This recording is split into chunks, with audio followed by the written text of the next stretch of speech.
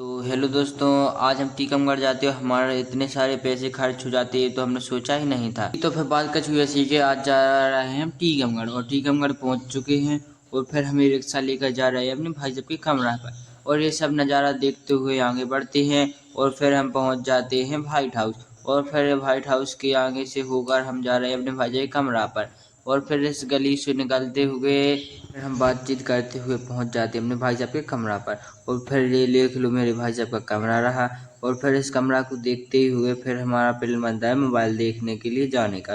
तो फिर हम पहुंच जाते हैं मोबाइल देखने के लिए। यहाँ पर हमने मोबाइल देखा और यहाँ से हमने एक आईफोन देखा जो कि हमने कंफर्म कर लिया कि यही लेंगे। अभी तो अपने मोबाइल पर रैप चढ़वा कर निकल जाते हैं कपड़े लेने के लिए।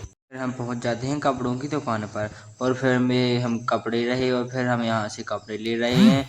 तो फिर हम बताते हैं कि हमने कौन कौन से कपड़े ले रहे हैं और फिर इस दुकान से दूसरी दुकान पर पहुंच गए हैं और फिर इस दुकान पर पहुंचकर हम कपड़े लेकर भूख लग आई थी तो इसलिए हम आ जाते हैं वेज बिरयानी खाने के लिए।